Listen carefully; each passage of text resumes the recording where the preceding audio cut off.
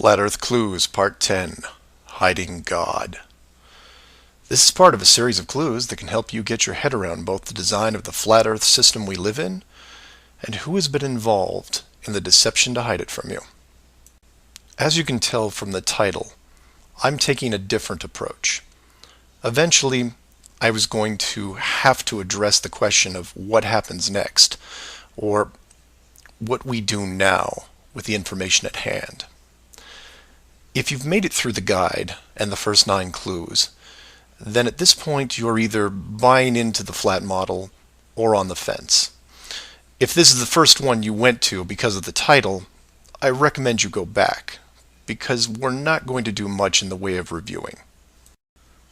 But if you're still with me, then you would agree that 1, the world you've been taught has been kept from you, and 2, one way or another, you would like to prove this out. So how is this possible?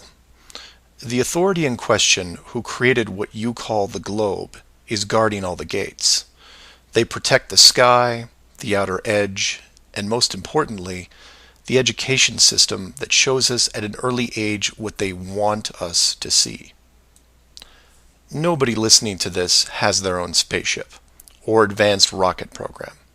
Nobody actually owns a long-distance icebreaker. And while some of you may have a private plane, I wouldn't recommend testing a military barrier that technically doesn't exist. But then again, you have to remember that this is not the story of David and Goliath. The hidden world was never going to be sustainable forever.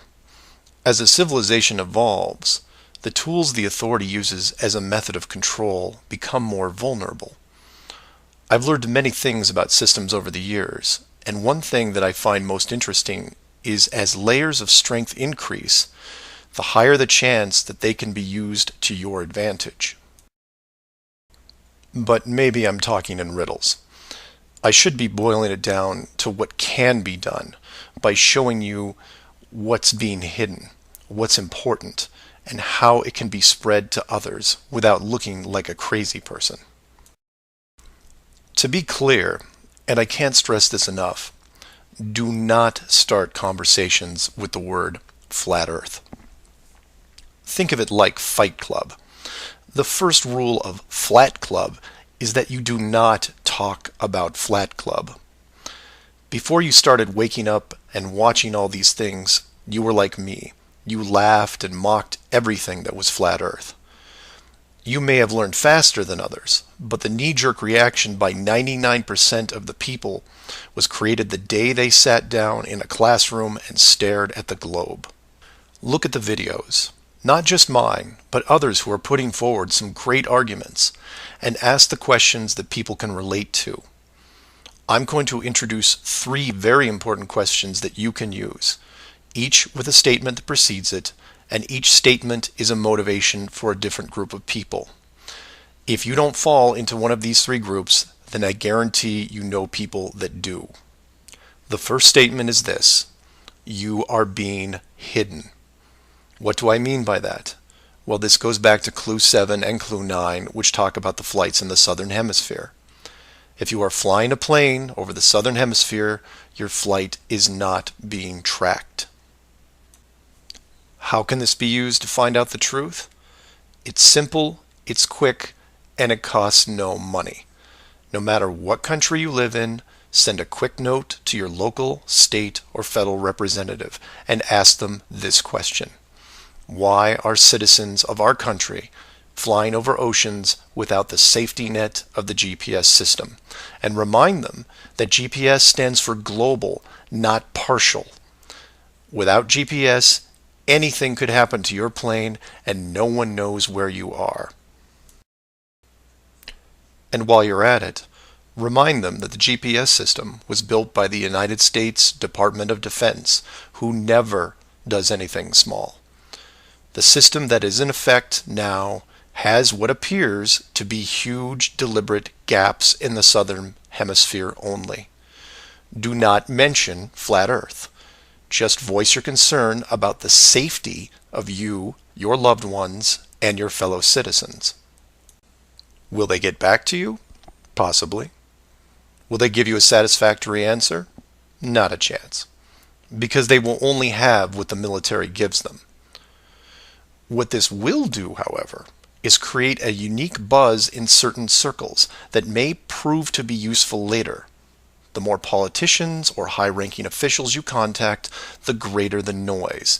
The motivation here, as you can tell, is general public concern. The second statement is this: wealth is being hidden. What do I mean by that? Goes back to Clue 2 and every other mention regarding Antarctica. In 1954, it was announced on national television that the continent was just millions of miles of rich energy resources. And by 1959, it was sealed off like Area 51. How can this be used to find out the truth? By contacting anyone you know in either the petroleum, natural gas, or mineral industry. This means ExxonMobil, British Petroleum, Royal Dutch Shell, Chevron, ConocoPhillips, BHP Billiton, Rio Tinto, Glencore, Anglo American, and there are many others. Find anyone in these companies and make inquiries about their prospects in Antarctica. Send them the link to the Admiral Byrd interview and ask them why, if there are no environmental conflicts regarding oil, gas, or mining, why aren't they allowed to even petition the idea, even when the world's energy resources are dwindling more every day? Put the sound of money in their ear. They may not be able to break through the decades of red tape laid out in front of them, but it will create a buzz from a different side, the motivation of greed, and of pristine resources just begging to be harvested. And finally, to preface the third statement, I need to thank all the people who have sent me stacks and stacks of biblical scripture, asking me to stop dancing around the title of the flat model and call the structure what it really is. And you know, they have a point. I have put myself at a distance because I want to reach people who are outside of religious faith and even outside of general conspiracies. But for all those spiritual groups who have contacted me, I can now, however, say with conviction that this third statement is this: they are hiding God. Despite what labels I put on the flat model structure, the oldest names are from the oldest texts, one of those being called the firmament. If the firmament was indeed discovered in 1956 and it was deliberately hidden, then the ruling authority not only hid the structure, but evidence of the builders. And by builders, I mean creators, and by that, I mean what people define as God. Hiding God could be considered one of the worst ideas of all time. And if you are a person of great or small faith, you have a vested interest in any evidence that would solidify and vindicate your years of dedicated service. If a structure was found that had, for all intents and purposes, the handprint of God on it, then the ruling authority has no right to keep it from you. There are billions of people on this world who have personally dealt with the concept of God and would like to know for sure if these beliefs are well placed. Or, in short, you want to know the meaning of life. It's out there, and it's been hidden from you. Your motivation is clear. Go to your church leaders, your congregation, and tell them science probably found evidence of God in 1956 and decided to keep it a secret. If you know people of religious power, send this up the ladder. Get the word out and see what comes back. Between these three statements and questions, people will talk to people who will talk with others and eventually reach someone who knows.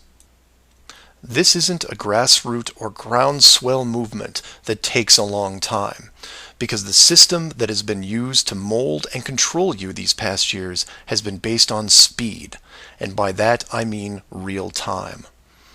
All it takes is a single video, a memorandum, one whistleblower, one key person, and everything changes, not in months or weeks or days, but hours.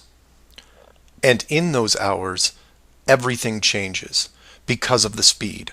People all over the world wake up and look at the sky with new eyes, and things start to get better. One person.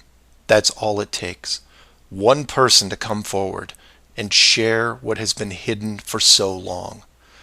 Maybe someone who is tired of all the games. Maybe someone who has gone year after year burdened by such a heavy secret. Maybe you, who are listening right now, who is looking for a reason to come forward. This is it. And if you don't want to walk into the light and be the hero, I understand. But if you can't, for whatever reason, then be anonymous.